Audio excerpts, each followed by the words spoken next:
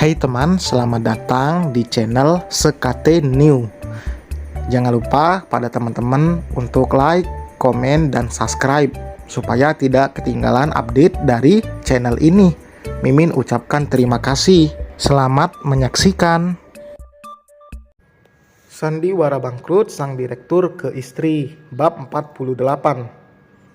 Tanpa bertanya lagi, Adrian kemudian membaca pesan yang dikirim dari nomor tanpa nama itu, menyebut nama Veronica di sana. Sontak membuat dirinya begitu terkejut. Detakan di jantungnya mulai berpacu kencang seiring pesan yang ia baca satu persatu. "Ini Veronica, Mbak." "Iya, ada apa? Bolehkah kami menikah, Mbak? Aku siap jadi madumu kalau kamu ikhlas menerimaku." "Apa maksud kamu?" "Mungkin kamu gak tahu kalau Mas Adrian sejujurnya ingin menikahiku, tapi dia tidak berani meminta izin darimu. Jadi akulah yang dia utus untuk meminta izin." Jari yang perlahan menarik layar ke atas, menciptakan bulatan sempurna di kedua bola mata Adrian ketika sebuah foto nampak di depan matanya. Bibirnya bahkan hampir terengah, namun ia tahan meski degupan jantungnya semakin tak terkendali. "Mairo, ini..." Adrian tergagap tak percaya, ingin menanyakan kronologi mengenai percakapan Mairo dengan Veronica. Rasanya tidak mungkin, ia sudah terlalu malu untuk bersuara. "Apa kamu akan mendengarkan andai aku menjelaskan kejadian sebenarnya, Mai?" Adrian membuka obrolan setelah menghentikan aktivitas sarapan paginya. Lidahnya tidak lagi berselera untuk menghabiskan roti bakar kesukaannya yang masih sisa setengah. Masalah lanjutan yang saat ini dihadapi bahkan lebih Adrian rasa mengerikan dibanding hanya berhadapan dengan seorang musuh. "Aku akan mendengarkan, Mas," saut Mairo tanpa menatap wajah sang suami. Kondisi seperti inilah yang Adrian benci. Saling diam dengan pasangan. Jangankan bertemu pandang, Mairo bahkan menghindari tatapannya yang membuat hatinya seketika terasa sesak. "Anting yang kemarin kamu temukan, benar itu milik Veronica? Kamu tahu bagaimana benda itu bisa tersangkut di sofa?" tanya Adrian kemudian.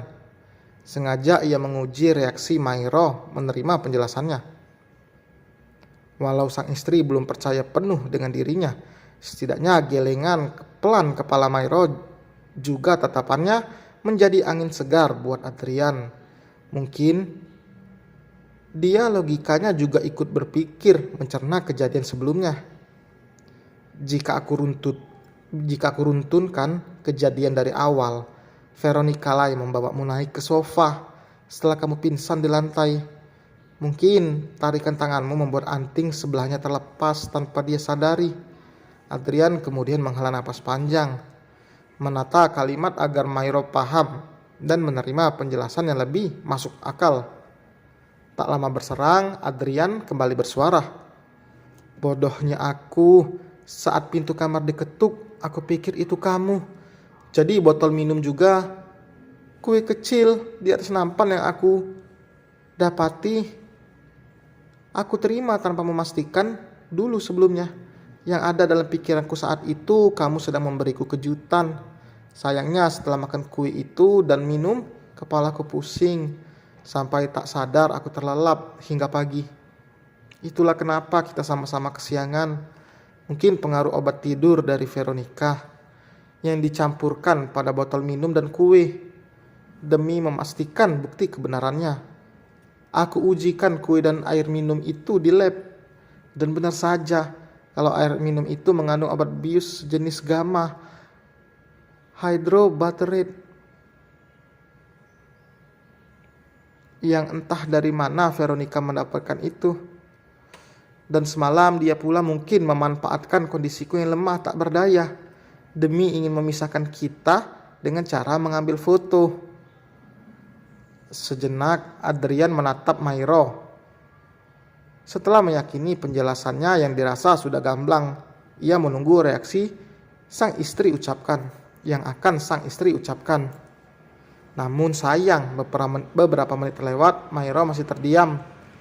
Pandangannya kosong, menatap menu sarapan di atas meja.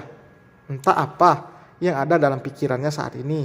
Adrian pun tidak ingin menanyakan. Biarkan Mairo bersuara tanpa ia paksa. Karena yang Adrian butuhkan adalah ketulusan hati sang istri. Ya sudah, Mai. Sudah siang. Citus Adrian kemudian sambil menatap sekilas arloji di pergelangan tangannya. Aku tidak memintamu untuk percaya. Tapi aku hanya menjelaskan kejadian yang sebenarnya. Imbuhnya lagi.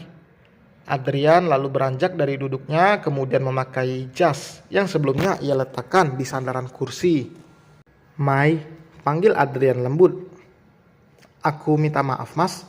Aku sudah melakukan kesalahan dengan berprasangka buruk sama kamu.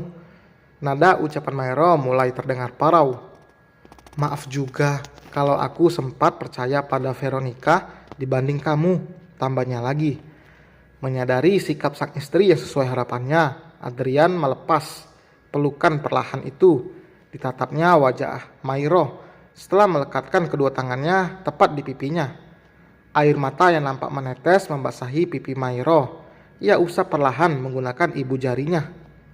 Aku lega, kamu sudah mengerti sayang. Maafkan aku yang sempat meragukanmu, Mas. Aku tidak menyalahkanmu. Wajar kamu bersikap seperti itu. Wanita mana yang tidak sakit melihat sebuah foto pasangannya bersanding dengan orang lain. Tapi setidaknya aku bisa membuktikan jika itu semua tidak benar, Mai. Mairo mengangguk-angguk cepat, membenarkan apa yang suaminya katakan. Ia menyadari kesalahannya, seolah lupa sifat sang suami yang tidak pantas dilakukan kebaikan, bahkan sejak awal ia mengenalnya.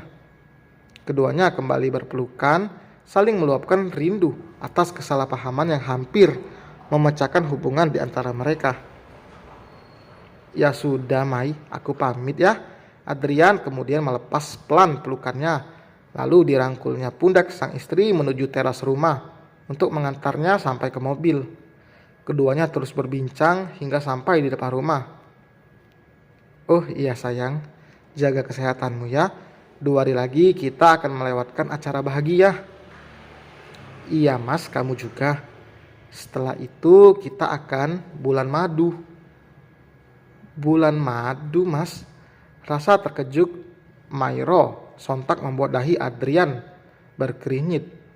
Kenapa kamu kaget? Kamu gak ingin melakukan bulan madu ke tempat yang indah? Bukan itu.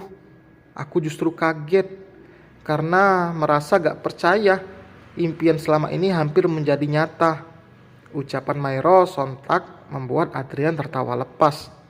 Raut bahagia sangat terpancar di wajahnya, juga sang istri. Iya sayang, kita akan bulan madu ke tempat manapun yang kamu suka. Kita bisa bicarakan lagi nanti setelah aku pulang. Kamu juga cari dulu tempat yang ingin kita kunjungi lewat Google Maps. Sehari telah berlalu, hubungan Adrian dan Mairo semakin erat, membuat keduanya selalu nampak harmonis. Persiapan resepsi yang akan berlangsung besok siang telah mencapai 90%. Keduanya saling berjibaku mempersiapkan segala sesuatu yang akan memeriahkan di acara itu. Sementara di tempat lain, tepat pukul 1 siang lewat beberapa menit, Veronica melangkah cepat keluar dari bandara. Kacamata yang sejak tadi dipegangnya, ia letakkan kembali, menutupi kedua matanya, demi menghindarkan dari sinar matahari saat akan menaiki taksi yang sudah terparkir. Mas Adrian, aku datang lagi. Aku akan menjadi tempat bersinggahmu saat ini. Aku yakin istrimu yang kampungan itu telah meninggalkanmu. Jangan harap aku mau menjadi madu. Yang ada, wanita itulah yang harus pergi tanpa perlu aku paksa sendiri. Veronica terus bergumam dalam hatinya sepanjang perjalanan.